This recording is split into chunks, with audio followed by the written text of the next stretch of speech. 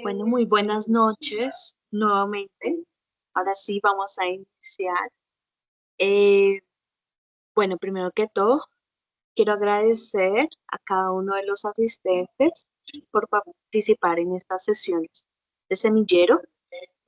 Eh, digamos que durante todo el semestre o la mayoría de nuestros estudiantes de semilleros en este semestre van a culminar no solamente el proceso de, de esto del semillero de investigación, sino que la mayoría también ya entregó o está a poco de entregar el producto final vinculado a este proceso de semillero. Para estas sesiones hemos, digamos que queremos aprovecharlas para que los semilleros y auxiliares de investigación tengan la oportunidad de socializar con los estudiantes y los mismos docentes del programa e integrantes del grupo de investigación sobre sus proyectos, su participación en ello y las experiencias que se llevaron a partir de eso. Para el día de hoy tenemos, em, digamos que se tiene pronosticado realizar la socialización de 3 trabajos. Primero vamos a empezar con Catherine, luego seguiremos con David Alfonso y luego terminaremos con Pedro Bray. La idea es que pues esta no sea la única sesión en la que todos ustedes nos van a acompañar, sino también para las del 2 y el 9 de diciembre, donde se presentarán los demás. Eh, esta presentación lo que busca es que de una manera muy sencilla cada uno de ustedes eh, tengan una pequeña intervención y puedan explicarnos de qué se trató el tema que ustedes desarrollaron durante el semillero, durante la ser auxiliar de investigación. Con esta introducción ya le doy la palabra a nuestra querida estudiante Catherine Paola, quien bajo la asesoría o la tutoría de la profesora Luisa Yustres y el profesor Sayed, eh, pues eh, ella desarrolló un trabajo muy bonito y ahora sí, Catherine, te cedo la palabra. Buenas noches para todos. Bueno, estimados asistentes, es un honor estar aquí con ustedes para hablar sobre un tema crucial. Bueno, nuestra presentación es soluciones basadas en la naturaleza y energía solar. Esto es un enfoque para mitigar el riesgo en la costa atlántica. Es un tema crucial en desarrollo sostenible en la resiliencia climática. Mi nombre es Catherine Paula Ramírez Gómez, soy ingeniera civil, egresada de la Universidad Militar Nueva Granada, de la calle 100. Estoy trabajando actualmente en un proyecto de adaptación climática en regiones costeras con un artículo de revisión bibliográfica en colaboración con el ingeniero Sayed Baudilio Chávez y la coinvestigadora Luisa Yustres en el proyecto de INB 3933 en aplicaciones del análisis multicriterio y sistemas de información geográfica para el emplazamiento de plantas de energía solar en la costa atlántica colombiana. Hoy vamos a explorar lo que son estrategias que pueden transformar nuestras comunidades.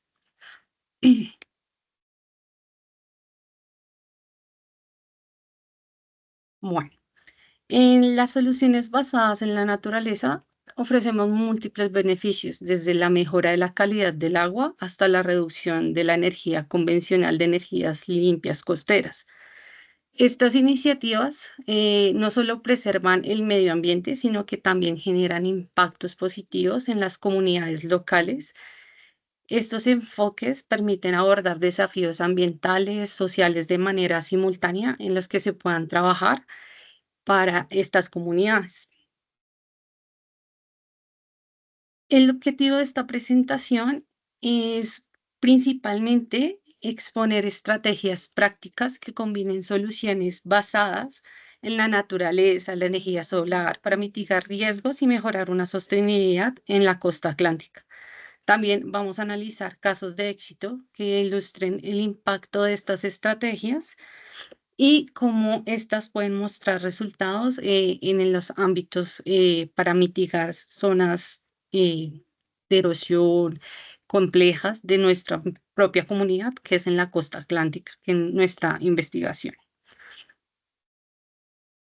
Nuestra definición de las soluciones en la naturaleza se centran en aprovechar los ecosistemas y sus servicios para resolver problemas críticos que tengamos que mejorar. Por ejemplo, la restauración de humedales se puede prevenir se pueden prevenir de inundaciones y al mismo tiempo proporcionar hábitats para una biodiversidad saludable dentro de este sin afectar e incluso mejorar estas estrategias. Em, Unos ejemplos de infraestructuras verdes incluyen unos ejemplos de techos verdes, jardines de lluvia, humedales artificiales. Estas infraestructuras no solo embellecen los paisajes urbanos, sino rurales y son útiles, sino que también aumentan una resiliencia frente al cambio climático, que es aún más grave en estos tiempos. ¿Han visto alguna vez un jardín de lluvia? Estos tipos de infraestructura normalmente reducen el impacto de las lluvias torrenciales al capturar y filtrar agua para mitigar riesgos o incluso hacerle un manejo de riego en cultivos, en, en áreas donde podemos utilizar esta agua recolectada a través de paneles solares. Dentro de toda esta investigación que se dio gracias a la revisión bibliográfica que estamos adoptando, también hay muchos beneficios económicos y sociales, desde creación de empleos en restauraciones ambientales hasta la mejora de calidad de vida. Las soluciones son basadas en la naturaleza. Es una inversión inteligente que deberíamos apostarle no solo como ingenieros, sino como comunidad. Por ejemplo, en el proyecto de la costa atlántica, dentro de nuestra investigación, generó aún más de 200 empleos locales, mientras que se protegían comunidades y se mitigaba un impacto a la falta de energía en esta área que, pues como bien nosotros conocemos, es impactada no solo socialmente, económicamente, es bastante golpeada. Los beneficios de la energía solar es una fuente renovable que reduce costos a largo plazo, disminuye una huella de carbono de manera importante que nosotros vemos a través de las investigaciones. Además, los paneles solares integrados en techos verdes pueden aumentar su eficiencia energética limpia. Esta idea es que nosotros implementemos emplacemos estos paneles solares dentro de lotes en los que podamos dar uso a esta nueva tecnología o energía solar, que no es nueva, pero nos beneficia enormemente. Vamos a explorar dos casos de éxito que son sumamente beneficiosos dentro de la investigación. Son proyectos que llaman Biotech Rooftop, que por ejemplo tenemos un ejemplo claro, lo que es en Perú y en Bangladesh. Combinan techos verdes con paneles solares, mitigando riesgos climáticos y mejorando la producción energética. Vamos en estos dos casos a destacar un impacto de transformación de soluciones basadas en la naturaleza para abordar riesgos climáticos y fomentar una sostenibilidad. En el primer caso, tenemos al proyecto de Resilient Puna. Es en la región de Puna, Perú. Es una zona alta con ecosistemas frágiles. Es un proyecto de Resilient que utilizó herramientas de Sistema de Información Geográfica, GIS, y en análisis de multicriterio para identificar intervenciones específicas o soluciones basadas en la naturaleza, NBS. Estas acciones incluyen una restauración de ecosistema para regular agua, instalación de infraestructuras verdes, como techos de biosolares que integran vegetación y paneles solares que son beneficiosos para estas comunidades, que es en la zona de Perú. ¿Porque fue exitoso? Su enfoque fue innovador, combinó conocimientos tradicionales y científicos, optimizando recursos hídricos y protegiendo la biodiversidad de la zona.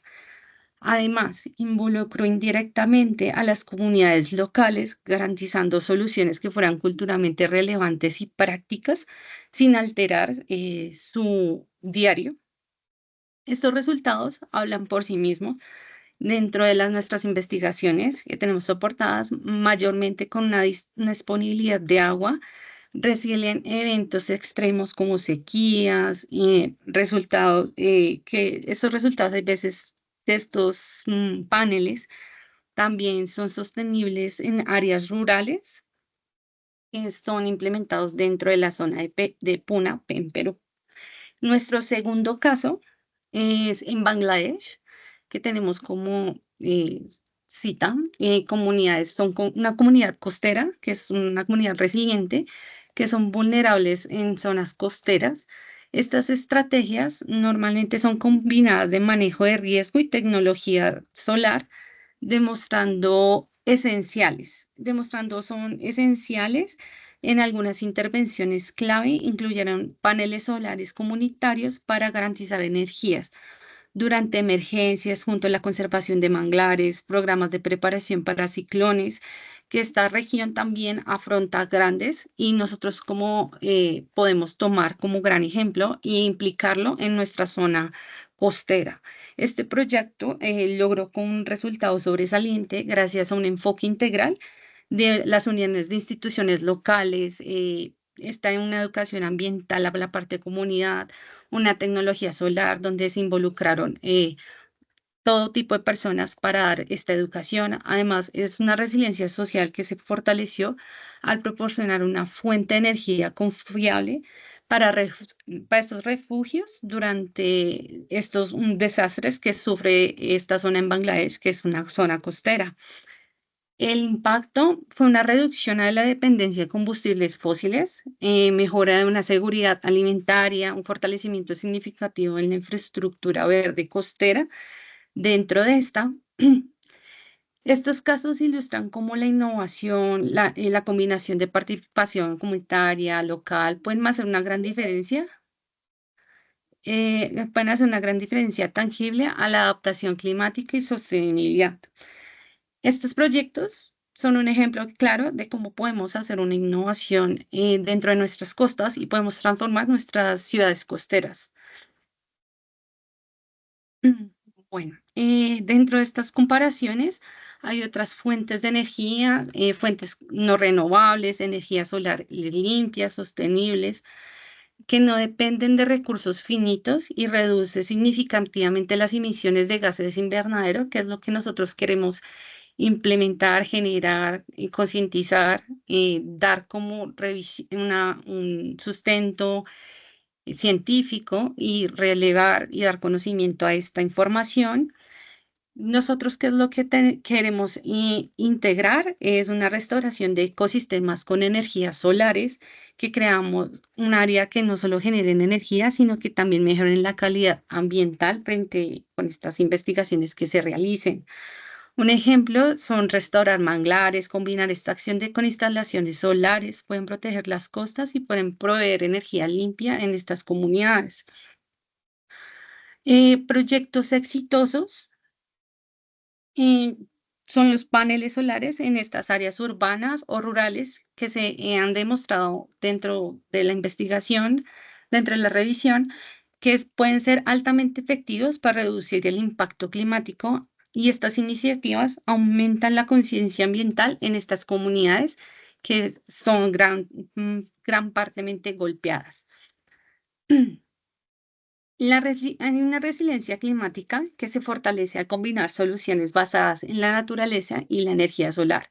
Estas estrategias nos preparan para enfrentar eventos extremos, como pueden ser últimamente como huracanes o inundaciones, en los que podemos hacer un ejemplo claro ante soluciones que han reducido daños en áreas propensas, donde podemos mitigar o dar una solución en energías, aguas o canalizar estas eh, estos extremos en una solución alterna para las comunidades y no se vean altamente golpeadas, basados nuevamente en nuestra investigación. Le hemos discutido cómo las soluciones basadas en la naturaleza y la energía solar ayudan a mitigar estos riesgos climáticos y generan beneficios económicos. Son estrategias esenciales para construir un futuro sostenible a gran escala y a un gran plazo. Esta importancia es adoptar estas soluciones que se puedan reducir una vulnerabilidad dentro de las comunidades ante un cambio climático inminente. Como ingenieros y líderes, tenemos la responsabilidad de implementar estas soluciones y dar un aval, o sea, un apoyo importante dentro de las investigaciones. Ya como para finalizar, agradezco a los autores y estudios citados en esta presentación, a las investigaciones que nos han fundamentado para comprender y aplicar estas soluciones base a la avances parciales que estamos generando dentro de esta investigación, que es lo que queremos generar, enfatizar y aclarar. Y les agradezco mucho a los asistentes. Muchas gracias por su atención y estoy abierto a preguntas. Gracias.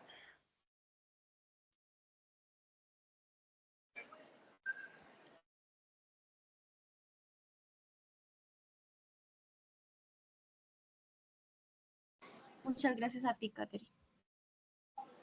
Gracias.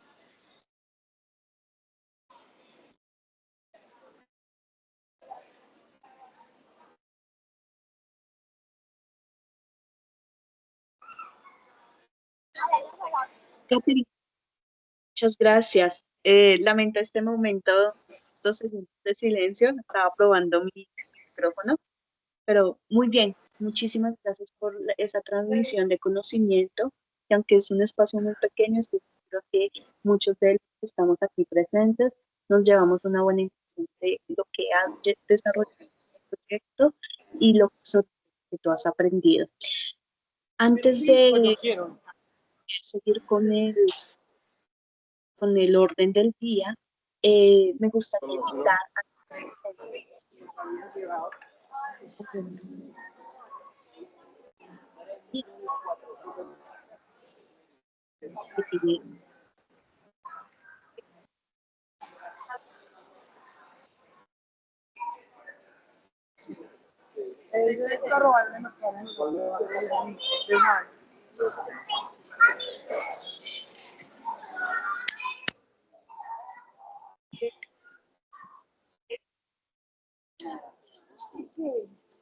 ¿Aló? ¿Me escuchan? ¿No me escuchan? Se te van algunos momentos la voz, profe. Ah, disculpen. Listo. Les estaba comentando que antes de seguir con el orden del día, y especialmente después de felicitar a Catherine por su intervención, la cual fue muy corta, pero espero que esa transmisión de conocimiento nos haya ayudado a comprender la importancia que tiene este tipo de proyectos y sobre todo cómo Catherine ha podido desarrollar más sus habilidades, diversas habilidades. Eh, Antes de seguir, me gustaría invitar a cada uno de los invitados a hacer preguntas, aprovechar este momento y para conocer más del trabajo de Catherine. Veo que Pedro tenía la mano alzada, no sé si todavía quiera preguntar. Pues, profe, no, pues felicitar a la compañera y pues más que pregunta les quería comentar que la tecnología de los paneles solares en los últimos 10 años ha disminuido su precio más de 250 veces. Y este año bajó tanto el precio que es más barato eh, adquirir energía a través de paneles solares que con carbón. Y eso es un hito histórico en las tecnologías verdes. Es decir, es más barato trabajar con paneles solares que con carbón. Y eso va a cambiar mucho la manera como se ven los paneles solares de aquí en adelante. Eso era, profe. Gracias. Gracias, Pedro, por tu anotación. Evidentemente, Tú nos acabas de dar un panorama que no demora en ocurrir y pues estaremos atentos a esos avances, a ver si prontamente podemos adquirir nuestro propio panel. Eh, Muy bien, yo quisiera aprovechar mientras de pronto algunos formulan las preguntas. Me gustaría hacerte un par de preguntas, Catherine, si me lo permites. Claro, cuéntame. Bueno, listo. Eh, ¿Cuáles consideras que son los mayores retos o limitaciones al implementar estas soluciones en esta región? Bueno, uno de los principales retos dentro de esta región son la integración o el conocimiento en las partes costeras que se trabaje, ya que la educación, la implementación o el emplazamiento de estas estructuras es de poco conocimiento frente a las estructuras o propaganda que se pueda realizar. Como bien dice nuestro compañero Pedro, son económicas, se pueden implementar bajo un conocimiento, pero si no se apalancan de una iniciativa o una eh, educación que se puedan colocar y dar una mejora para no solo una luz o que se puedan utilizar como también infraestructuras de riego para cultivos o diferentes múltiples beneficios que se le pueden hacer de manera local, tecnologías o infraestructura, va a ser difícil. Es uno de los principales retos que veo. Y adicional, otro reto que veo que es importante afrontar dentro de esta investigación, que es lo que nosotros hacemos dentro de la revisión bibliográfica, es detallar los retos frente a otras investigaciones y compararlos frente al reto que tenemos acá en Colombia. Puede ser en el apoyo financiero de la parte colombiana para estas comunidades, por ejemplo, en La Guajira, en Cesar, donde altamente son beneficiados por la zona, por la temperatura, por la radiación. Más sin embargo, la educación y el apoyo económico es un gran reto. Aunque son de bajo costo, la educación es primordial y la implementación o la propaganda que se le pueda dar el apoyo del Estado es un reto realmente. Muy bien. Otra pregunta. ¿Qué competencias nuevas o habilidades has desarrollado mientras trabajabas en este proyecto? Bueno, habilidades, realmente he obtenido habilidades en el conocimiento de paneles, implementaciones, donde podemos hacer beneficios y cómo estos se pueden implementar dentro de la investigación y llevar un poco más a cabo y profundizar. Son impactos positivos que he adquirido para poder implementar en comunidades o dentro de la investigación. Realmente me llevó una gran expectativa de este proyecto para poderlo mejorar y para un futuro no muy lejano, pues dar un poco de mi aporte. ¿Tuviste la oportunidad de trabajar con otras personas de otras disciplinas diferentes a la ingeniería civil durante el proyecto? No, realmente pues con mis con el ingeniero Sayed, la ingeniera Luisa y el apoyo de Semillero de Investigación, Jensi, Andrea, pues han apoyado mucho dentro de la investigación.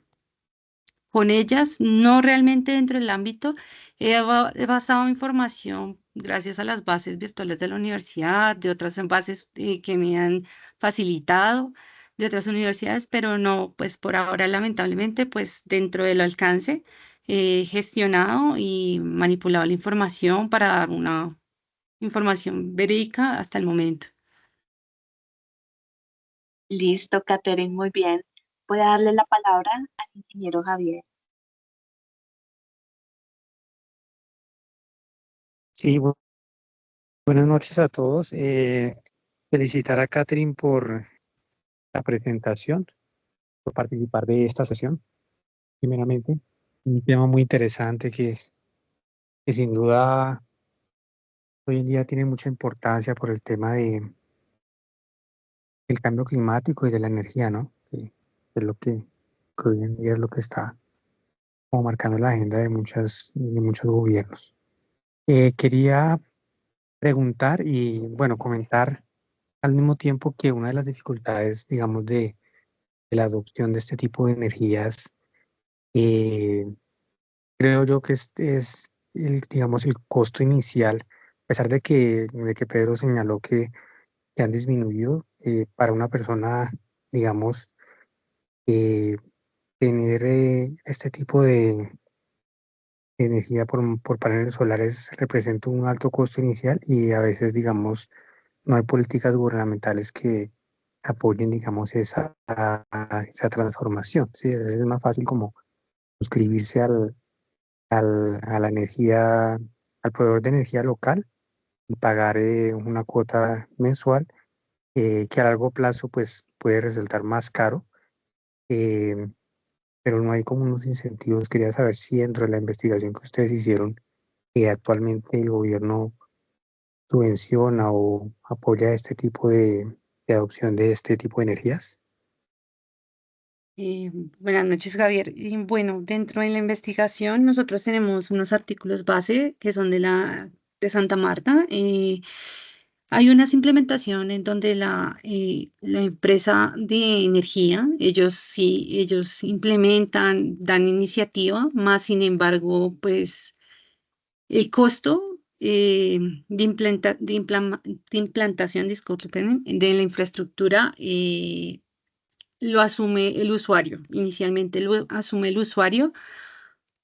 Ellos pueden vender y gestionar la energía frente a la empresa, ya cuando la luz o, bueno, la pila, el voltaje pasaba por el sistema de corriente, lo generan, ellos lo pueden vender, pero que lo implanten o que algún apoyo del gobierno, no, no. Por ahora, dentro de la investigación, pues solo hemos tenido información de la parte que ellos pueden colocarlo, lo, super, lo debitan, bueno, por decirlo así, lo colocan y ellos pueden hacer como una recolección de energía y vendérselo, más que el Estado o algo, como una iniciativa, un incentivo económico para que ellos hagan esta implantación. No, lamentablemente no hemos tenido conocimiento ahora en el momento de esta investigación. Nos gustaría y que fuera un futuro, pero por ahora es esto nada más. Muchas gracias, Kate. Bueno, ahora vamos a darle la palabra al profesor Juan Bastida. Muchas gracias, ingeniera. Primeramente, también felicitar a la expositora. Fue pues una presentación muy buena y pues también felicitar a todos los organizadores de este evento, pues que me parece magnífico que puedan compartir las experiencias de investigación en conjunto con los estudiantes. Yo tengo dos preguntas muy básicas, tal vez, pero pues creo que son necesarias. Y la primera es, Colombia, ¿cómo está en el tema de construcción y operación de parques solares? Y no sé si de pronto nos puedan dar una idea también de los parques eólicos. Y una segunda pregunta es, sé que en la costa, por las condiciones climáticas, por todo el tema de la radiación, la temperatura, pues entiendo que es una zona privilegiada para la construcción de estos parques, pero ¿por qué se tiene tanto problema en temas de energía? Sí, pues uno escucha mucho en noticieros, en radio, justamente pues el tema de las empresas prestadoras de este servicio. Entonces no sé si nos pueda colaborar con esas informaciones. Buenas noches, Juan, ingeniero Juan. Bueno, pues la primera pregunta en temas de parques eólicos, pues nosotros tenemos algunas referencias de investigación, algunos artículos, pero no hablan claramente sobre tener datos exactos sobre estos parques.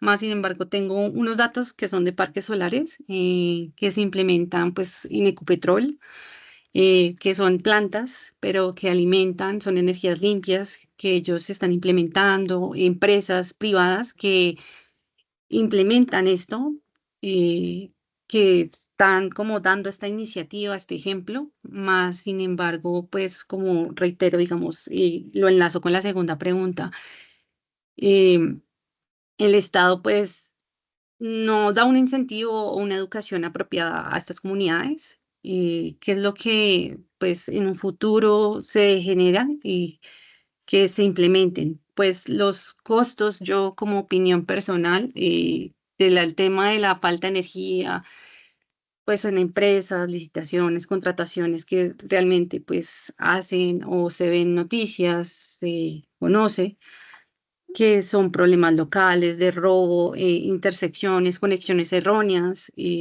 altos costos o un censo inadecuado en donde deben colocar más energía o proporcionarla.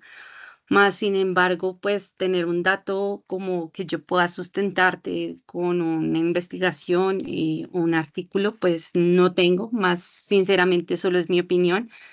Nos gustaría como ingenieros pues que lo implementaran. Realmente sería muy beneficioso para estas comunidades, ya que es un sistema simple y muy beneficioso para las comunidades.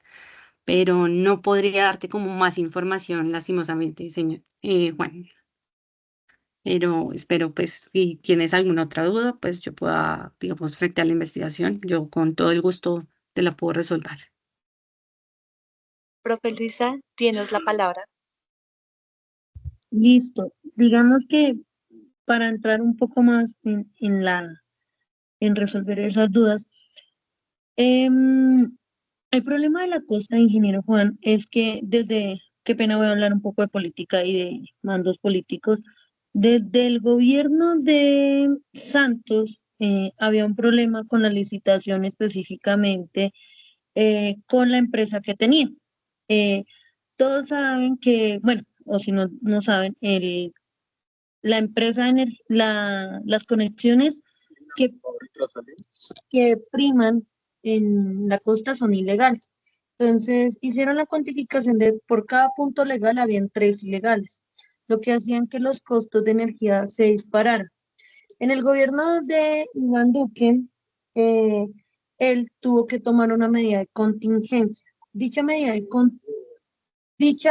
contingencia basada en abrir el pliego licitatorio mucho, en donde una de las principales condiciones porque el costo de la energía se iba a subir era porque de una u otra manera todas las pérdidas de energía que no pudiesen ser cuantificadas por la entidad iban a ser cargadas directamente al usuario, ¿cierto? Entonces, cuando hemos tenido esos contratos seguidos, y esto es hablándolo desde el pliego licitatorio, eh, a hoy la empresa AIR se declaró literalmente en quiebra porque no podía cuantificar las pérdidas, ¿listo? Entonces, cuando hay falta de energía en la ciudad, bueno, en la costa atlántica, se suple de termoeléctricas. Entonces, eso hace que se suba exageradamente el costo de la energía. La producción energética, debido a las termoeléctricas, ronda entre un 30 y un 40% para la empresa en sobrecosto. Pero para el usuario, pues eso puede ser disparado muchísimo. ¿Listo? Y adicionalmente, por los términos y consumos que se vive propiamente en la costa, ellos tienen un mayor consumo de energía, específicamente por aires acondicionados, por zonas refrigerantes, inclusive hasta la nevera consume mucho más por las características de la zona y la alta humedad. En la costa y específicamente en Cesar, incluyendo un poco Palmira, a pesar de que no hace parte de la costa atlántica, se han llevado proyectos macro, pero tienen un enfoque directamente a suplir el sector empresarial. Entonces, un ejemplo de eso es la planta de Palmira, en donde el 30% de la producción suple a una sola empresa que se llama Kimpat, que está en la zona franca como de Palmira, donde está Unilever, y también suple una parte de Unilever y una empresa que se dedica a literalmente productos agrícolas. Entonces, según las proyecciones de Kimpat, y esto es un buen dato, ese 30% que le entregaba esa planta podría llegar a suplir 75.000 hogares con un consumo básico tipo tarifa eh, o estratos 2 y 3. Entonces, un consumo básico en donde se podría garantizar. ¿Qué es lo que ha pasado? Y ya para redondear la idea, eh, las líneas de interconexión entre los diferentes departamentos y regiones, zonas aisladas o no aisladas, son carentes. Hoy en Colombia no se puede garantizar que el 100% del país tiene luz porque simplemente no pueden garantizar la interconexión. De hecho, el Ministerio de Minas y Energía dice que falta aproximadamente un 40% de la interconexión del país. Esto sin sumar municipios de pequeña cabecera municipal o muy pequeñitos, donde a ellos de una u otra manera el gobierno ha sumado que para los objetivos de los ODS que deben cumplirse para el 2030, probablemente alcance hasta un 30, dejando sin cobertura a un 10% más esas cabeceras municipales pequeñas. Ahí cierro mi intervención. Bueno, ahora damos paso a la intervención de la semillera Jensi. Hola, buenas noches. Quiero comentar respecto a los retos que tiene Colombia. Digamos que cada vez se implementan más paneles solares, pero un gran reto que tiene es que no tiene un lugar apropiado para disponer de los residuos de los paneles solares al término de su vida útil. Pero hay algunas empresas, aquí yo tengo mi artículo en el que algunas empresas reciclan más del 90% de los materiales que componen los paneles solares, como plata y cobre. Por ejemplo, una empresa francesa, Rossi, ubicada en Grenoble, inauguró en junio su primera planta industrial donde utilizan procesos físicos, térmicos y químicos para separar adecuadamente los materiales. Asimismo, en Estados Unidos, otra empresa está innovando en el reciclaje de paneles solares. Ese es uno de los grandes retos que tiene Colombia. Eso era lo que quería comentar.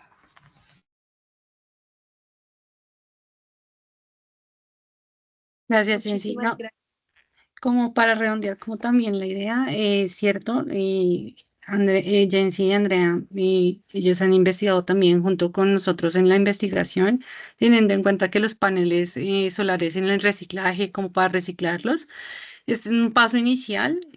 Los paneles solares normalmente tienen una vida de 25 a 30 años útiles. Nosotros como colombianos estamos dando un paso importante, pues, para esto, reciclaje, e implementarlos. Y hay métodos comunes de reciclaje, como trituración, separación de materiales, y esto es importante ya para un avance, para unos años, y que nosotros también, no solo implementarlo, sino tener una tendencia de un orden para un reciclaje y una medida medioambiental sostenible. Catherine, nuevamente muchas gracias por tu intervención y a todos los que colaboraron con sus preguntas. En conclusión, podemos decir que al igual que cualquier temática emergente y de vanguardia, esto tiene mucha tela que cortar, desde el ámbito político hasta el trabajo con comunidades, que de pronto es un aspecto que muy poco tratamos desde la ingeniería civil, pero que es primordial, y sobre todo lo que tiene que ver con el aspecto de técnico y abordar aspectos sociales y ambientales. Entonces, muchas gracias y ahora vamos a hacer el llamado a David Alfonso Gutiérrez. ¿Estás preparado, David? Hola, profe, buenas noches. Sí, señora. Muy bien, entonces voy a dejarte compartir para que tú puedas hacer. Ok.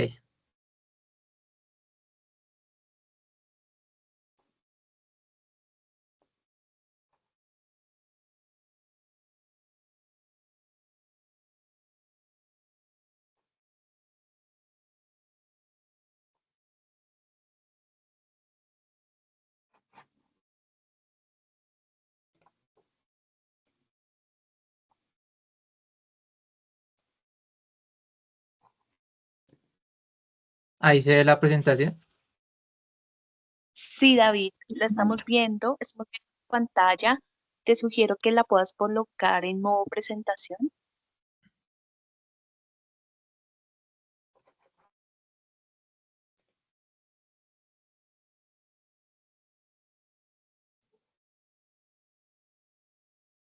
Espera.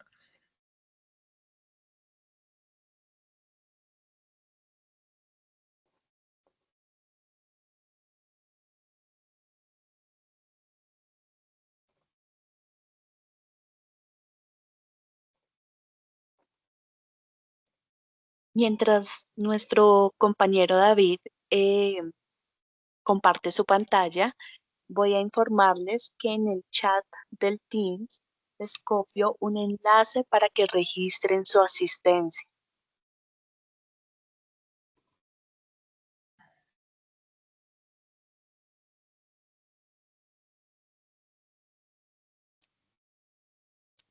Listo, profe.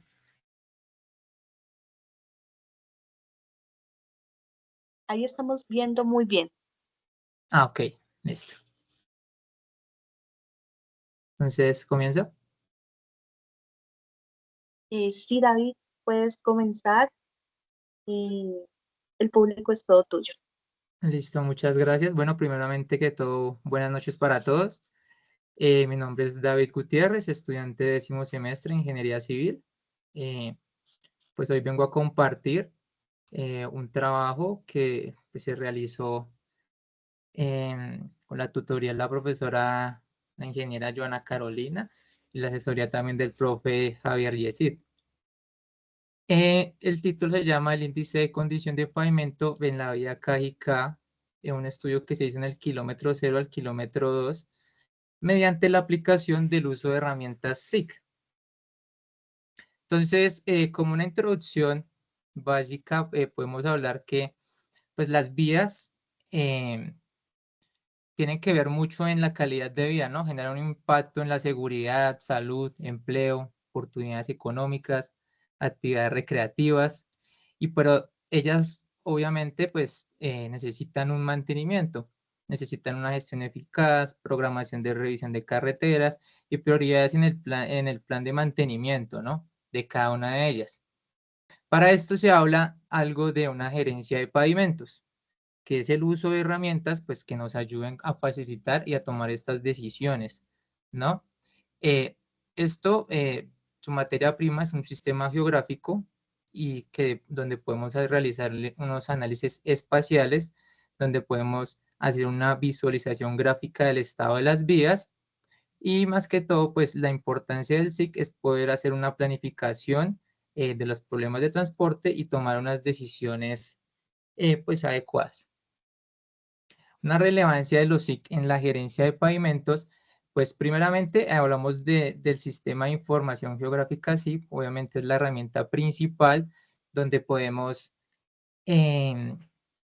analizar los datos geográficos, hacer una inspección visual de las condiciones del pavimento.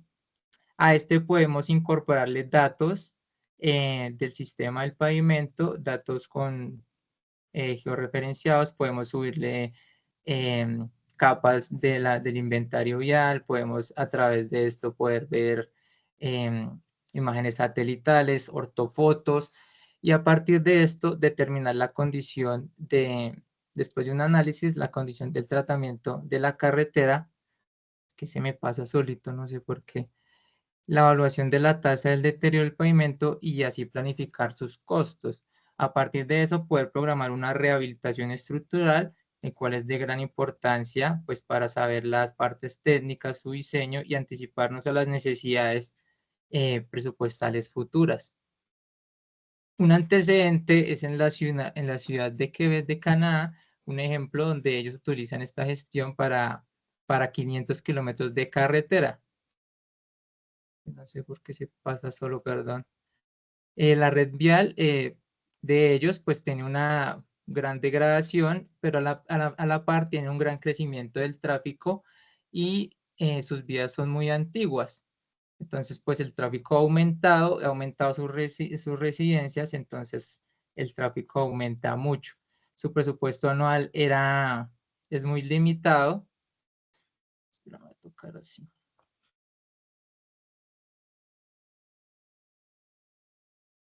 Y no era suficiente para votar todas las reparaciones necesarias. Entonces la toma de decisiones pues debía priorizar proyectos de infraestructura vial. Los proyectos de ellos se priorizan según la condición del pavimento y los recursos. Entonces todo eso lo hacen a través de su gestión de pavimentos, donde pueden tomar sus decisiones aplicando los SIC y poder priorizar aquellas vías de gran importancia. El objetivo de la investigación pues, es plantear un SIC para realizar un inventario vial en el tramo de carretera entre Cajicá y Tabio, en el departamento de Cundinamarca, utilizando metodología PSI, con el fin de mejorar la gerencia y el mantenimiento de la infraestructura vial, optimizando la toma de decisiones y recursos públicos. Entonces nosotros partimos de una base muy importante, pues que es nuestro insumo principal, es primero un inventario vial de Colombia, saber qué vías están digitalizadas o qué inventario tiene Colombia a través de sus diferentes páginas institucionales, donde nos puedan servir como insumo y saber qué es lo que existe en el país. Una de ellas es el inventario que podemos encontrar en la página del INVIAS, en una herramienta que se llama Hermes, en la que podemos ver su interfaz.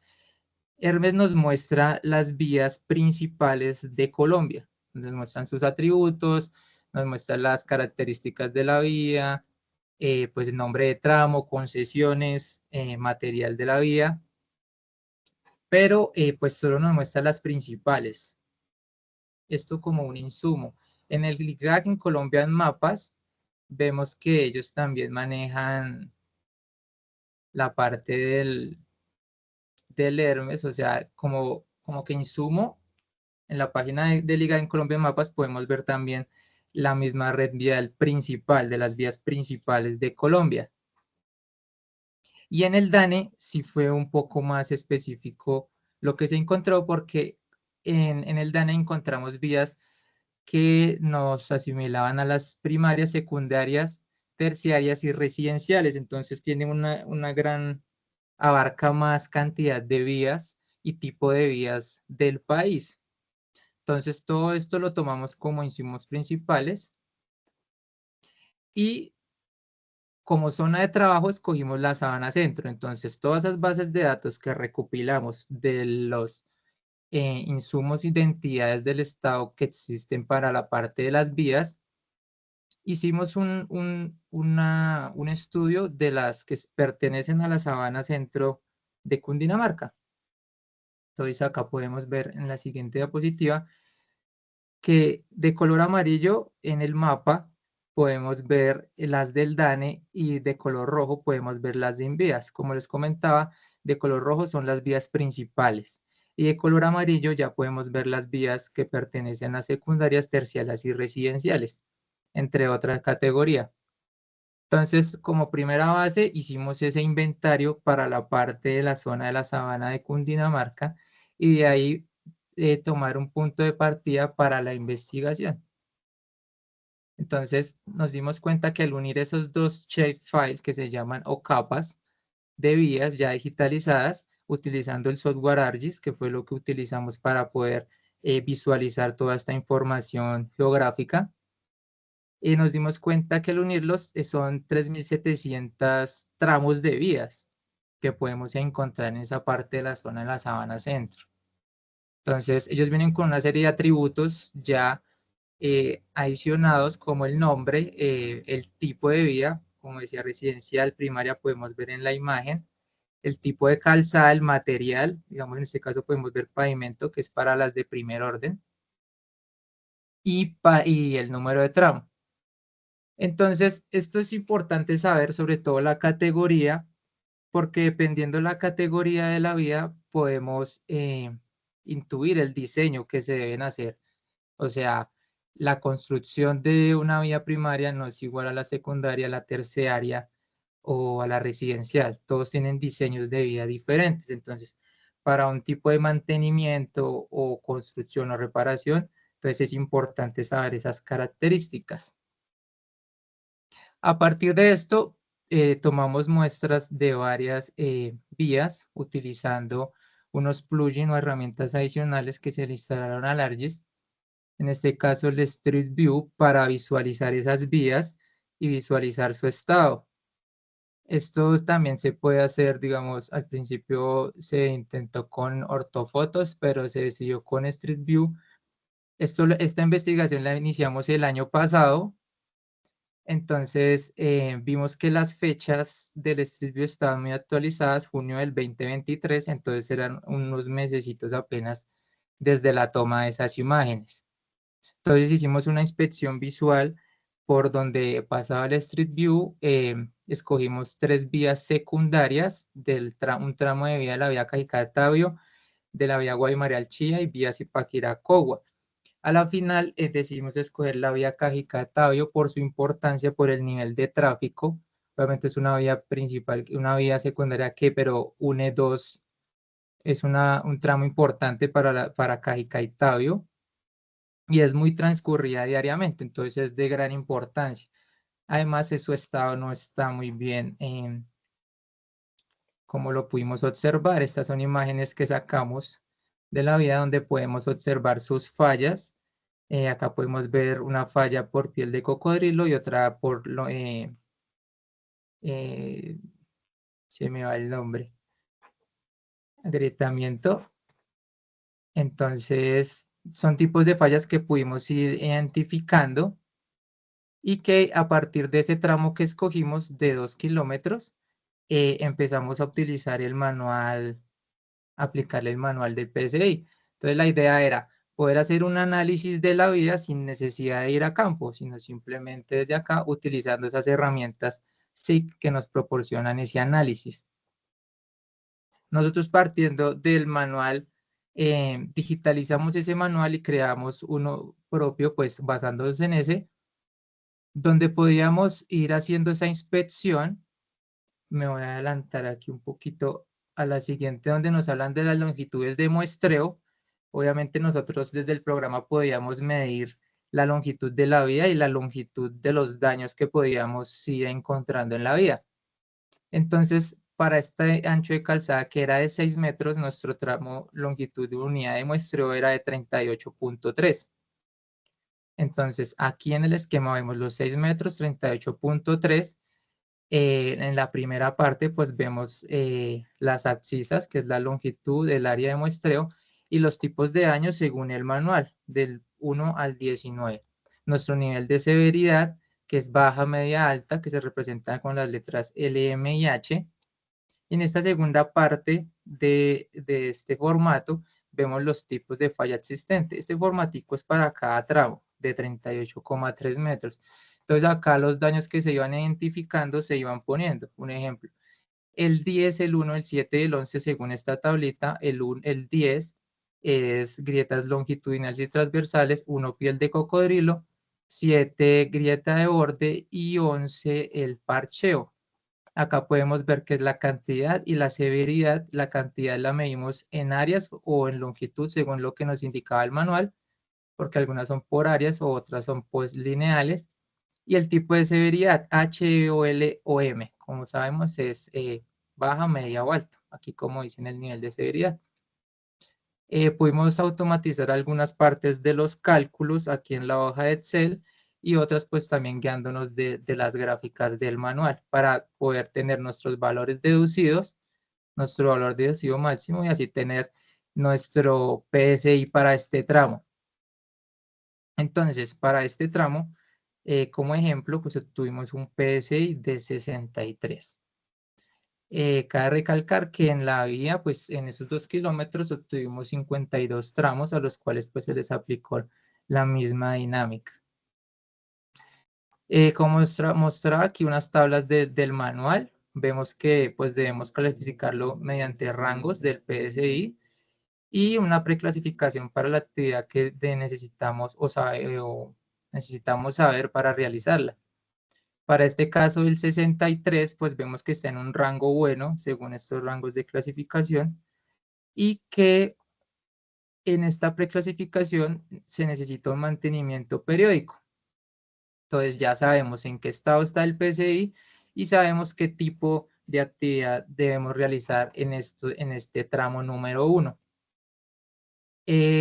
Aquí muestro los tipos de fallas que se encontraron en este segmento de vía, como piel de cocodrilo, grietas longitudinales y transversales, parcheo, huecos, grietas de borde y meteorización. Entonces vemos algunas fotos y una descripción de la falla de cada una de las que se encontraron en el proceso. Como les mencionaba, fueron 52 tramos que se realizaron, todos con su PSI, la clasificación y la actividad que se desea para cada uno. Pero entonces, ¿qué hacemos con estos resultados? Como les decía en la introducción, los SIC pues se alimentan, ¿no? Entonces, este fue nuestros insumos para alimentar nuestro SIC, que lo creamos y pues obviamente creamos una nueva capa con esas vías para la sabana y fuimos alimentando cada tramo. Como vemos, pues entonces sabemos qué tramo es, el PSI de ese tramo. Esta es la tabla de atributos de la capa. Vemos la clasificación, bueno, malo o muy bueno, malo, fallado, la actividad que se debe hacer y la longitud del tramo, que es de 38,3. Entonces, eso, la idea es poder visualizarlo como en esta salida gráfica, que podemos visualizar los 52 tramos, podemos categorizarlos y saber en qué clasificación está cada tramo. Entonces, viendo esta salida gráfica, pues podemos analizar qué tramos están buenos, qué tramos están malos, qué tramos están regular, qué tramos están fallados y sabemos qué actividad debemos realizar en ese tramo de esa vía. Entonces, esto se aplicó para los 2 kilómetros de vía de Cajicá a Tabio. En días anteriores se realizó una ponencia en la Semana Internacional de la Ciencia, donde el trabajo se expuso hasta la parte del inventario vial de la Sabana Centro mediante la aplicación de herramientas SID. Y en esta parte, pues lo del PSI queda como borrador del proyecto. Ya recibimos la certificación como lo estoy mostrando acá en la diapositiva. Y pues ese fue el trabajo que se ha venido desarrollando durante este tiempo, desde el año pasado, en compañía de la profesora Carolina y el profesor Javier. Agradecerles siempre a ellos todo su tiempo y dedicación para la ayuda que tuvieron conmigo y pues la asesoría que es de gran ayuda. Entonces, ese fue el trabajo que se ha venido realizando, profe.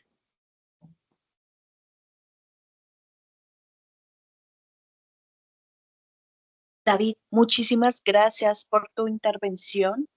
Vamos a dar un espacio para que nuevamente nuestros asistentes puedan formular sus dudas, inquietudes o incluso puedan dar una retroalimentación de lo que vimos en esta ocasión. Ok, profe, muchas gracias. Muy bien. Mientras eso pasa, quisiera hacerte un par de preguntas. Claro, señora. ¿Cómo se seleccionaron las áreas específicas en las que se basó la investigación, las locaciones? ¿Por qué se eligieron? Bueno, nosotros lo que te decía, primero pues nos basamos en los insumos del Estado, hacer el inventario como tal de las vías de Colombia.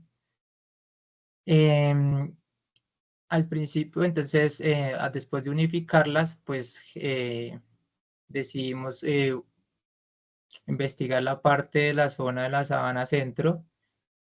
Pues primero se quería generar con un dron, generar las imágenes y hacer el análisis a través de las ortofotos, pero pues después nos tocó utilizar el plugin de la herramienta Street View para hacer la revisión.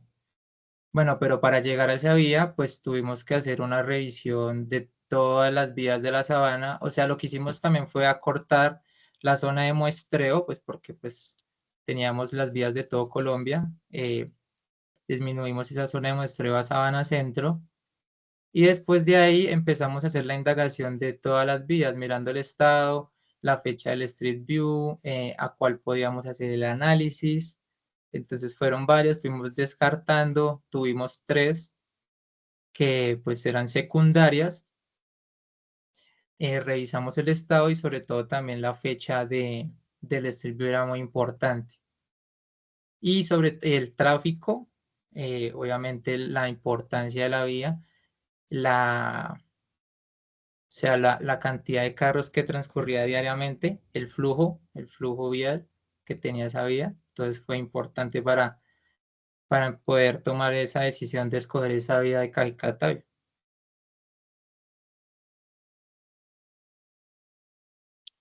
Bien. Mm, David, tú estás en el semillero desde hace 4 semestres, pero ¿tú cómo te vas a graduar? ¿Como semillero o como auxiliar de investigación? Como semillero, sí señora. Ok, como semillero. Déjame hacerte esta pregunta. Sí, señora. ¿Recomendarías esta modalidad de opción de grado a otros estudiantes y por qué? Sí, yo la recomendaría, pues de todas formas la duda de todo estudiante siempre es qué voy a hacer, ¿no? ¿Qué voy a hacer de tesis? Pensando el proyecto de grado, siempre es como con esas dudas. Cuando supe de la opción de lo del semillero, me pareció una gran opción porque fue una guía, una orientación que tuvimos contigo desde el primer semestre, conociendo todas las modalidades. Tú desde el principio nos expusiste todas las que podíamos hacer, coterminal, seguir con el semillero, auxiliar, proyecto de grado, todo eso. Entonces, al empezar contigo el semillero y con el profe Javier, los trabajos que íbamos haciendo, las clases y la investigación, pues hacía un poco más fácil el proceso, porque todo era más minucioso. Entonces tú vas empezando de lo más básico, ibas conociendo cómo era el proceso y pues obviamente al final de ese semillero se tenía que entregar un producto, ¿sí? Como este que os estoy exponiendo hoy. Pero al tú empezarlo desde el séptimo semestre e irlo avanzando clase a clase, pues obviamente es mucho más fácil a tú esperarte a no sé, a terminar las materias, a terminar todo y después no saber qué hacer. Entonces, el semillero creo que te ayuda a eso, a tomar la decisión de un proyecto, de una temática, a tener el apoyo de ustedes, los docentes, desde el profe Javier, la profe Margarita, la profe Carolina, que pues fueron importantísimos en la orientación. Entonces siempre es como todo muy guiado y siempre tiene uno a quién preguntar y con quién orientarse. Entonces sí lo recomendaría 100% a todos los estudiantes. Qué bueno, David. Y una última pregunta. ¿Hubo algo que te sorprendiera, ya sea de manera positiva o negativa, durante el desarrollo de la investigación? Sí, de todas formas, obviamente en una investigación son temas que uno desconoce. Entonces, al tú ir investigando, realizando el artículo, revisando antecedentes, darse cuenta de la importancia de la investigación es muy chévere porque de verdad se da cuenta de cosas como eso, como el SIC, que de pronto para muchos es desconocido, para otros puede ser muy conocido, pero el saber que hay tantas herramientas para actualizar nuestra, digamos, como ingenieros, cómo podemos después salir a aplicar todas esas cosas que esto no se quede solo de pronto en un trabajo por cumplir un requisito, sino que sea algo que tú hayas aprendido para salir a ejercerlo después en tu carrera, pues es lo que más me impacta, porque sí, lo que te decía del semillero, cuando tú empiezas desde ese semestre a investigar, tú le vas cogiendo también como el gustico a seguir aprendiendo. Entonces eso fue lo que más me impactó. Muchas gracias por compartirnos tu experiencia. Quiero darle la palabra ahora al ingeniero Juan Bastidas. Muchas gracias, ingeniera. Bueno, también primeramente felicitar al conferencista. Es un ejercicio pues bastante interesante el tema de evaluar el pavimento en servicio y a partir de esa evaluación pues poder obtener un resultado que puede conducir pues a como tal a una obra de mejoramiento, ¿sí? Mi pregunta es, pues, en el tema de los resultados, ¿cuál fue el daño más frecuente que tú encontraste en esta vía? Y si lo podemos asociar, si tú lo puedes asociar a algún fenómeno que esté ocurriendo. Bueno, pues la primera parte, el daño que más vimos en la vía fue el daño por piel de cocodrilo y también se me olvida el nombre. El de borde, creo, ¿cierto? Sí, sí, señor, esa, grieta de Mm, borde. perfecto. Entonces, Ujú. ¿Y por eso qué lo fue? fue, Ujú. digamos, la parte de lo de la grieta de borde, pues entonces uno también la puede ver por la parte de mantenimiento, creería yo, pues de pronto, sí, la falta de mantenimiento, como es ahí al lado de las cunetas, los empozamientos de agua, pues deterioran mucho ese pavimento. Pero y la mayor, la que más se vio, sí fue la piel de cocodrilo. O sea, sí fue más la que se vio en todo el tramo de vía. Perfecto. Y bueno, a partir de ese resultado que digamos que se obtuvo a nivel numérico, pues ¿qué viene? ¿O cuál sería la solución para mejorar los estándares de calidad de la carretera justamente en ese tramo evaluado? Bueno, pues en sí, digamos, como esta primera parte era clasificar, ¿no? Eh, Saber el estado de estas vías, el saber Ujú. cómo está clasificándolo a partir del manual. Eso era como la primera parte, ¿no? Saber cuál es la actividad, eh, si es construcción, si es rehabilitación, si es reconstrucción o simplemente el mantenimiento. Eso era como lo primordial, porque pues de ahí se parten dependiendo del tipo de vía, como lo mencionaba, las construcciones, si son primarias, si son secundarias, terciarias, pues todos tienen ya unos diseños establecidos y pues para todos no son igual. Entonces la idea es eso, la idea del SIC es eso, que tú al tener eso ya en un programa que lo puedas analizar y saber qué es lo que tienes que hacer, pues entonces ahí planteas qué tramo de vía voy a invertir los recursos que me llegaron, que son pocos, que no puedo rehabilitar todos los 2 kilómetros, entonces puedo rehabilitar, no sé, 500 metros.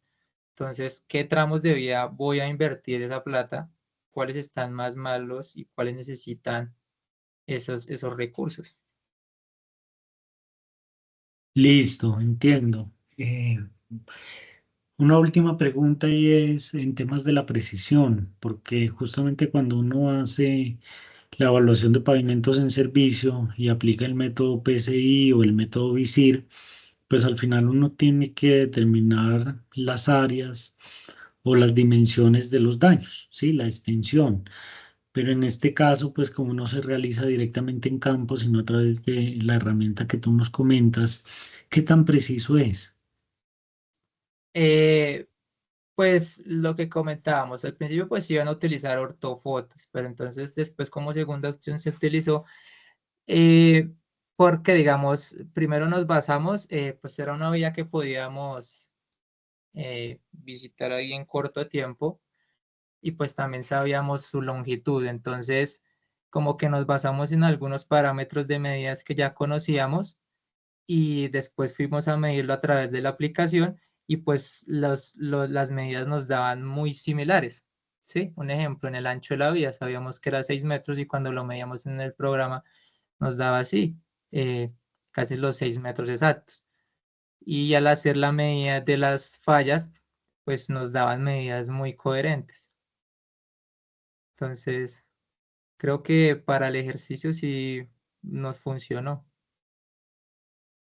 Perfecto, muy bien. Nuevamente felicitaciones por la presentación y también felicitaciones a los asesores que pues contribuyeron con el desarrollo de este trabajo. Muchas gracias.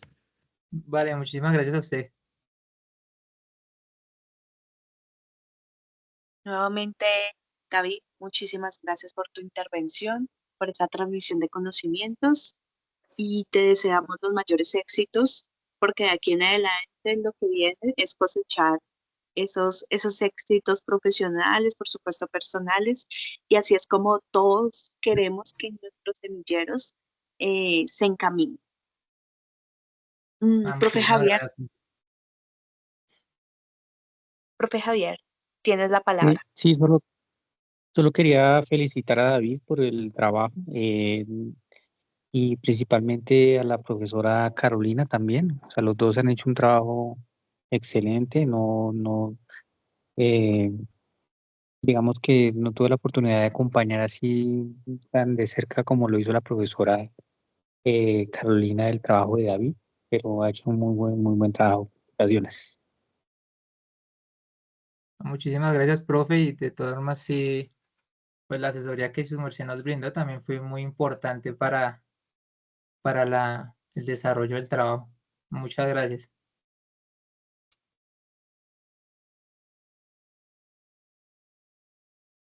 Muy bien, ahora vamos a pasar a la última intervención de esta noche. Quiero que le den una bienvenida a nuestro semillerista, Pedro. Pedro, ¿podrías ayudarme a proyectar tu presentación? Buenas noches para todos. Me llamo Pedro Congo. No sé si ya estén viendo mi presentación. Efectivamente, ya estamos viendo tu pantalla. ¿Podrías colocarla en modo presentación? Sí, señora. Ahí están viendo. Así está muy bien.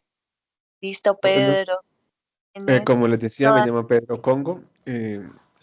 Soy auxiliar de investigación. El título del proyecto se llama Aplicación de sensores e imágenes para el monitoreo de la condición de la infraestructura vial en la Sabana de Bogotá. Voy a contarles, más que una manera formal, cómo fue el proceso para poder conseguir lo que se consiguió. Eh, Inicialmente el año pasado el profe Javier, quien ha sido mi guía en este proyecto, me preguntó si yo podía realizar algún tipo de código, algún tipo de algoritmo que pudiera analizar los daños detectar los daños en una vía a través de un video o una foto. Como él me preguntó que si yo podía, pues yo me di cuenta que sí podía. Si me hubiera preguntado si yo sabía, le hubiera tenido que decir que no sabía, porque no sabía nada.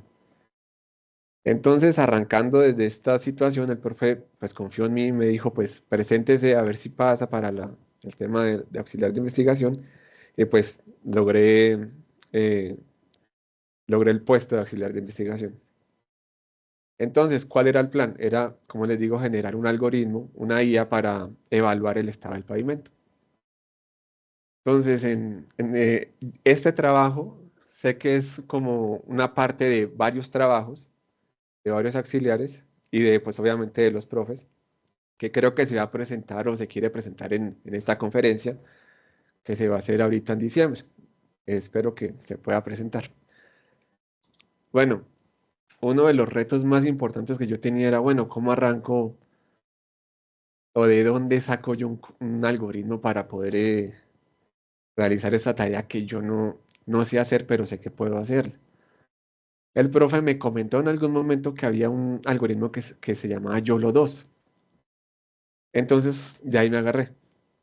Tomé el YOLO 2, empecé a leer, a estudiar, hice algunos códigos, pero fue muy difícil trabajar con YOLO 2. Cuando busqué la fuente de YOLO, que es el algoritmo con el que utilizamos, que se utilizó para este proyecto, me di cuenta que ya había YOLO 7. Empecé a trabajar en el código de YOLO 7. Apenas empecé YOLO 7, salió la versión YOLO 8. Me tocó hacer la transición porque era más fácil de manejar. Debido a que la inteligencia artificial como tal tuvo un boom el año pasado y el avance de todas las tecnologías ha avanzado muchísimo y en cuestión de meses se creó YOLO 11. Entonces decidí adaptar y volver a empezar con YOLO 11, que es el que están viendo ahí. Además, la tecnología que yo ya conocía era Python.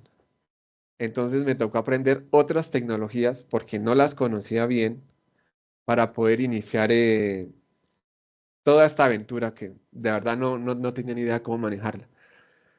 Arranqué con Python aprendiendo el código, utilicé Kaggle, que es una plataforma donde se pueden entrenar algoritmos porque tiene la tecnología para hacerlo. Yo inicialmente utilicé Visual Studio Code en mi equipo, pero resulta que mi equipo no tiene una tecnología que se llama CUDA T4, que es una tecnología de GPUs que se requiere para entrenar ese tipo de algoritmos. Entonces en Kaggle se podía. Google Colab inicialmente fue donde yo empecé a trabajar con esa tecnología, pero Google Colab tenía demasiadas limitaciones. Me tomó casi 6 meses encontrar otra tecnología que fue Kaggle.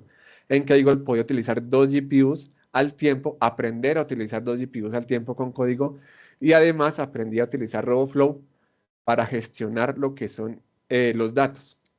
Entonces, bueno, aquí está la tecnología que aprendí a usar. ¿Qué se necesitaba? Pues ahora la data, porque no se puede entrenar un algoritmo sin data para ser entrenado. Aquí podemos ver un benchmark de muchos de los algoritmos que ya existen base para entrenar lo que es algoritmos de visión por computadora, que fue lo que yo trabajé. Yo lo 11 lo utilicé porque es el que tenía el mejor benchmark. Como pueden notar, aquí es la gráfica, es la línea azul, que pueden notar que es la más alta, pero además es la que tiene menos latencia de tecnología T4, es decir, la más eficiente. Bueno, para buscar los datos fue un reto también, porque se requieren fotografías de daños y no solo fotografías del daño, se requiere generar un label que es como dentro de una imagen generar las coordenadas de cada daño en particular. Entonces, yo busqué y busqué, encontré un concurso que se hace nacional donde se utilizan estos datasets con los atributos que ven al lado izquierdo, que es de 00, de 01, de 10, de 11, de 20, todos estos. Como pueden notar, Japón agregó el de 50 porque ese no estaba dentro del concurso. Me tocó aprender muchísimo qué se le debe agregar y qué tipo de data debe tener seleccionado un dataset para poder entrenar de la mejor manera posible un algoritmo. Como tenía las limitaciones que la tecnología RoboFlow me daba, que solo puedo utilizar 10.000 fotos, decidí acá, después de hacer este análisis, que Japón era la mejor opción. Y evidentemente lo hace, porque tiene la cantidad de espacios vacíos ideales, es el que más tiene fotos, y no solo fotos, sino atributos. Porque después de leer mucho la documentación de YOLO, me solicitaba que debía tener entre 4.000 o más atributos por cada una de estas selecciones de la izquierda. Entonces Japón era la más cercana y casi que cumplía con todas, menos estas tres y esta. Perdón, la D40, la D44. Cuando hice el primer análisis y el primer algoritmo, lo hice basándome en uno que ya estaba hecho. Por eso es que ustedes pueden ver aquí en la imagen de la derecha que está en inglés. Porque fue en mi primer arranque para aprender a hacer algo y fue de esta manera. ¿Qué me gustó? Que pude conseguir lo que estaba buscando, que era que el algoritmo analizara por cuenta propia una foto y pudiera reconocer los daños. El número al lado es digamos que un margen que él coloca de eficiencia de qué tan bien o qué tan mal pudo reconocer la imagen. Aquí está por encima del 68% y 62%. Después de esto, ¿qué correspondía? A todas esas imágenes, esas 10.000 fotos que les comenté, tocaba a cada imagen generarle una coordenada. ¿Sí pueden ver los cuadritos? ¿Me pueden confirmar esos cuadritos en las fotos? ¿Alguien que me está escuchando? Sí, sí lo podemos Sí, ver sí se ve. Listo. claramente. ¿Qué es lo que pasa ahí? ¿Qué es lo que estamos haciendo? Le estamos dando unas coordenadas dentro de la imagen al daño en particular. Entonces, esto ya es un tema más de planimetría. Lo que hace el algoritmo es reconocer las coordenadas y el atributo. O sea, yo a cada, por ejemplo, en la parte derecha, aquí hay una piel de cocodrilo, aquí hay una tapa de alcantarilla. Y uno le da a cada coordenada su atributo. Bueno, acá se hizo con el primer código, con el primer algoritmo que venía en inglés, unos análisis de unos videos. Aquí puede notarse la cantidad de daños que pudo recuperar o entender o reconocer el algoritmo. A su izquierda pueden ver el tiempo de duración de la imagen y la cantidad de fotogramas. Recuerden que más o menos un video tiene 30 fotogramas por segundo y el algoritmo a cada fotograma le hace un análisis. Por eso tiene esta cantidad.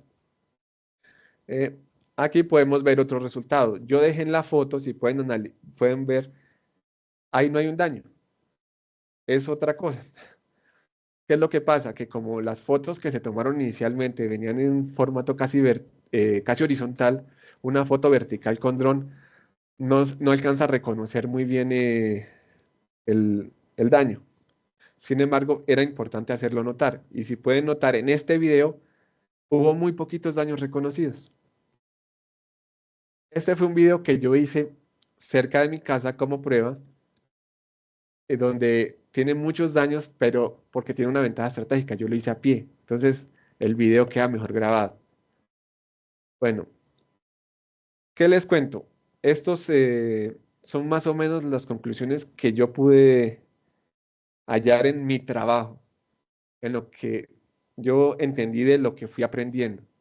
Y es que uno, trabajar con teléfonos móviles es una excelente estrategia porque son baratos, cualquiera los tiene y se puede adquirir información muy rápido. Uno, que me di cuenta que en una etapa inicial como la que yo hice, logré bastantes avances sin conocer del tema para lograr reconocer daños en una vía mediante un algoritmo, es decir, ya no lo hago yo. Yo coloco el video, el algoritmo lee el video y me bota los resultados. Eso fue lo que se logró hacer. A continuación, yo les voy a compartir más o menos cómo se ve el código de lo que yo hice, porque pues aquí se ven unos resultados, pero pues yo quería era como mostrar el trabajo hecho. No sé si aquí pueden, si están viendo. ¿Me pueden confirmar, por favor? Sí, ahí está. Bueno, todo esto ha sido un proceso de aprendizaje y aquí está, ese es un trabajo que estamos haciendo con el profe Javier, que está haciendo una comparación entre dos modelos y una, digamos, una prueba que yo voy a hacer manual a ver cómo nos da resultados finales. Aquí, eso es todo el código que yo aprendí a hacer. Aquí me tocó aprender a reconectar y a llamar de un GitHub a este notebook para que pudiera correr. Después me tocó aprender a cómo se segmenta con PyTorch eh, las GPUs, en fin. Aquí se ven todos los resultados. Ese es mi trabajo. Realmente por eso quería mostrarlo. Aquí se ve cómo se entrenó el algoritmo y este algoritmo sí lo pudimos entrenar nosotros. Esto ya es completamente de nosotros y aquí ya se pueden ver los resultados, las métricas y además se pueden ver todas las matrices para analizar los resultados, que era lo que buscábamos con el profe. Aquí se puede notar que el que tiene más precisión es el de piel de cocodrilo. Aquí entre más oscuro, ese da mejores resultados. Aquí pueden notarse que la piel de cocodrilo sigue siendo la que quedó mejor entrenada y los pasos de peatones borroso, es decir, la pintura blanca o amarilla que se ve desgastada, es lo que quedó peor entrenado. Aquí se pueden ver los resultados de que, por ejemplo, estas de aquí arriba, las tres de aquí arriba a su izquierda, tienen que ir a cero si uno hizo bien el trabajo. Aquí casi todas tendieron a cero. Y estas cuatro de la derecha tienen que ir hacia arriba lo más cercano a uno. Entonces se puede notar que se logró tener un buen entrenamiento. Además de eso, bueno, aquí es un análisis de muestra que nos muestra el notebook.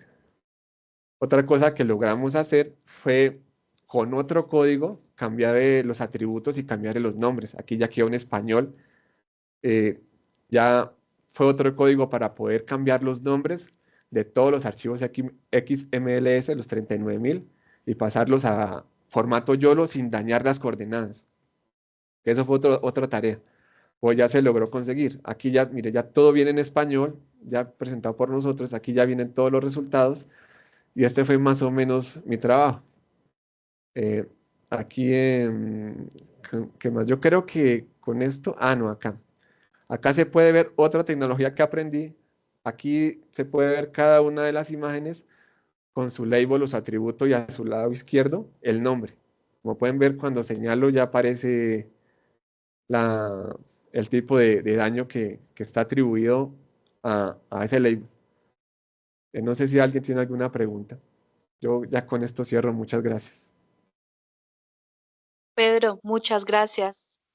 Em, Creo que por parte de la mayoría de nosotros o de todos, por no decir menos, nos encontramos muy satisfechos de que nos hayas enseñado todas estas herramientas de las cuales has aprendido.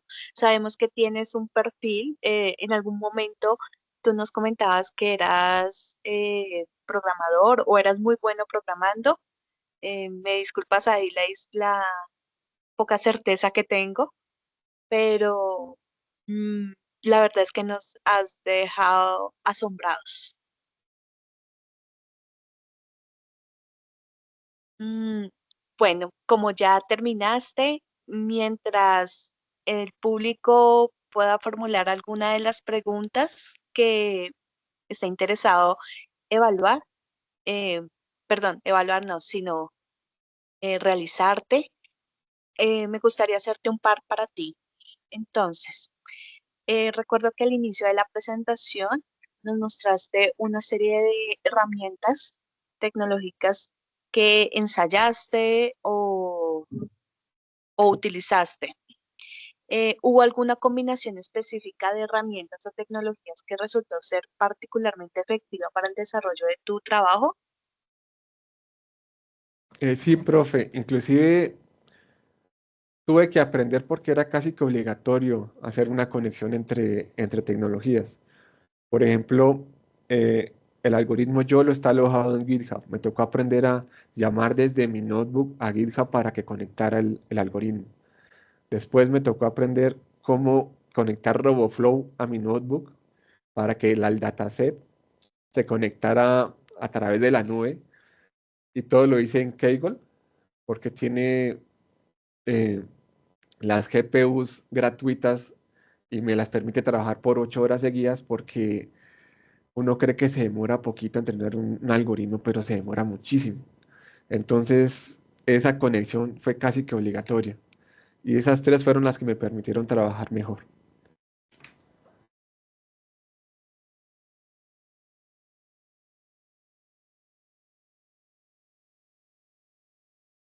Muy bien, Pedro, perfecto. Em, bueno, después nos comentaste los resultados que obtuviste o ustedes obtuvieron y me surge la siguiente pregunta. ¿Qué rol juegan los humanos en la validación de los resultados que se obtienen a través de estas IA? Profe, la validación diría que total. La verdad es eso, porque digamos ahorita con el profe Javier, que es el que me ha tenido la paciencia para todo esto, eh, estamos trabajando en que yo voy a hacer un minuto, pues no sé, bueno, ya no les voy a compartir eso, pero es solo un minuto de video, y en ese minuto de video salen 1200, más o menos 1200 fotogramas que yo estoy señalando y estoy haciéndole el label de cada atributo manualmente. Y como pude aprender a programar y a entrenar algoritmos, entrené 2 algoritmos diferentes, les voy a correr ese minuto, entonces esos 2 algoritmos los vamos a comparar con el que yo hice manualmente, que yo ya sé en cada fotograma cuántos daños hay, para determinar, uno, la eficiencia y la capacidad de mejora, porque la verdad es que si digamos se logra un 70%, yo le podría asegurar que en 6 meses yo podría llegar a 95, porque eso es de ir aprendiendo. Pero ¿qué pasa? No, todavía no hay una inteligencia artificial que evalúa otra para estos casos. Ya existe para otras cosas, pero para este caso en particular sí se requiere al 100% que un ser humano evalúe todo el proceso para determinar la eficiencia del algoritmo. Qué interesante. Bueno, listo. Como tú bien lo decías, este trabajo que realizaste hace parte de otra serie de trabajos que se ha dividido en varias partes y para poder, la han abordado varias personas. Sí, su- supongo yo que aún no se ha abordado la parte de la aplicabilidad en un escenario real. ¿Y a qué voy con esto? Que surgen preguntas acerca de, por ejemplo, qué tan receptivas pueden ser las entidades públicas para las propuestas de integración de inteligencia artificial en la evaluación vial. Profe, le voy a comentar esto con una experiencia personal. Yo hace unos años, yo monté una empresa con un amigo sobre, es un software que es sobre adquirir información en terreno de empleados en terreno. En ese momento la hicimos para las tomas de lectura de agua.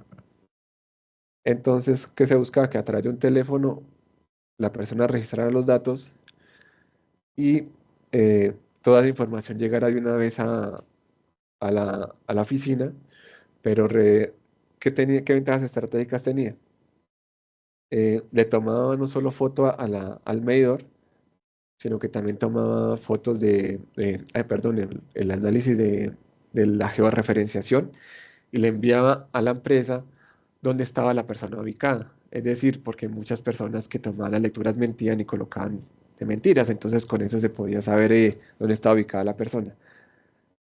Cuando se les mostraba a todas las entidades públicas, porque eh, el servicio de agua potable así lo maneja una empresa privada o mixta, igual es del Estado, porque es el Estado el garante de los servicios públicos en Colombia.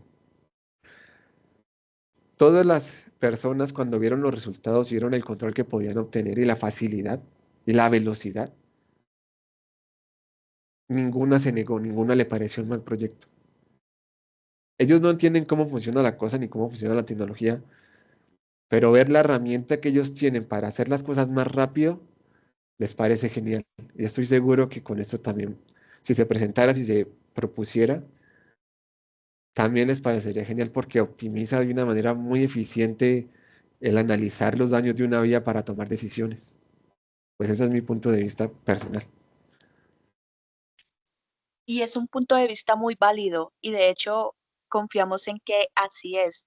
Cualquier entidad, ya sea pública o privada, por supuesto, al ver las bondades y beneficios de estas herramientas, se animan a hacerlo. De pronto, y para complementar un poco tu respuesta de el lado negativo de la aplicabilidad, sobre todo en entidades públicas, es con respecto a los costos.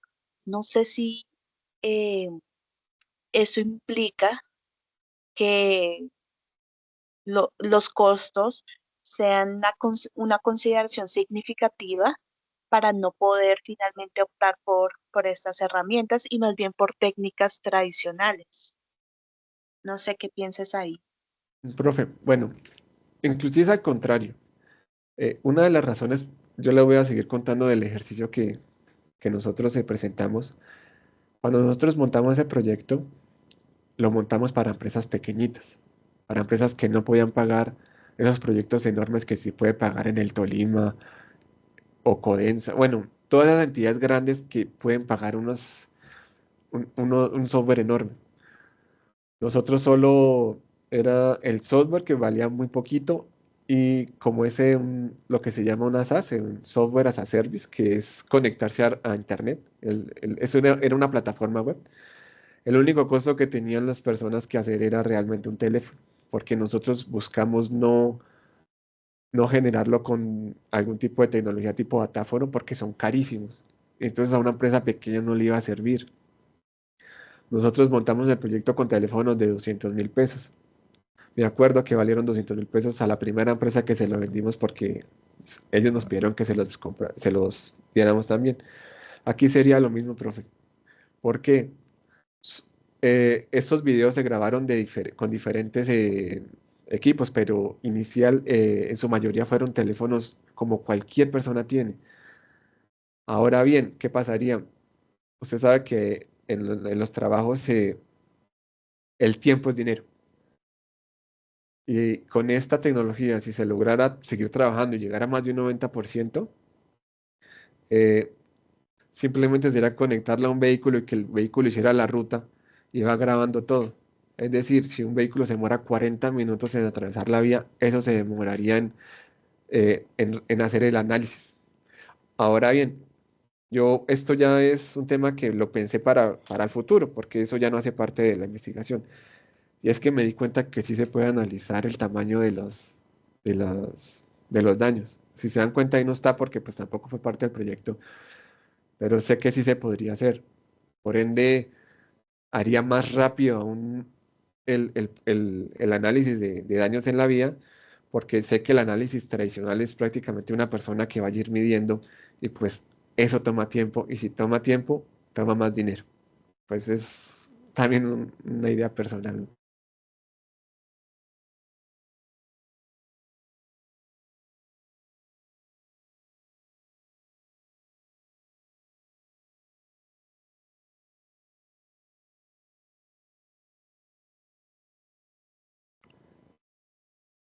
¿Me escuchan? Sí, Pedro, te estábamos escuchando. Es que me demoré en activar el Ah, micrófono, qué pena. eh, profe, Muy también bien, no, quería agradecerle al profe Javier por quererme y por haber hecho la pregunta adecuada en el momento adecuado. Que muchas gracias por el trabajo y por haberme dado la oportunidad de trabajar en este proyecto. muy bien, Pedro. Muchísimas gracias. Veo que por parte del público no hay preguntas, entonces hemos terminado nuestra sesión. Ah, por favor, ingeniero Javier, tienes la palabra. Y quería agradecer a todos los participantes del semillero por sus contribuciones a este espacio y por interesarse por investigar y felicitar el trabajo de Pedro, que ha sido sobresaliente. Pienso que él ha dedicado bastante a este trabajo y creo que ahí se ven los frutos del trabajo y del esfuerzo que él ha invertido en este proyecto. Pero pues también quiero felicitarlos a todos ustedes por haber participado y por haber trabajado por haberse interesado por el mundo de la investigación científica, que sigo creyendo que abre muchísimas puertas, les puede abrir a ustedes muchísimas puertas en el ámbito profesional y personal.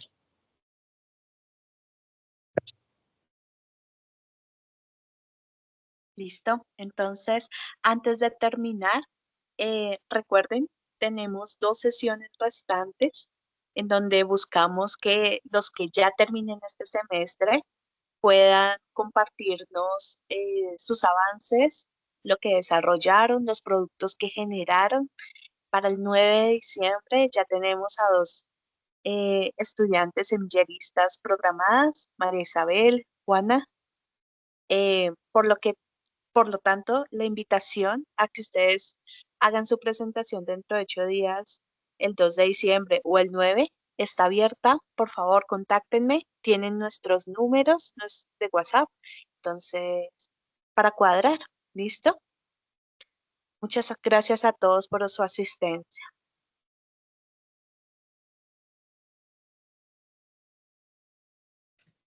Muchas gracias, profe, por todo.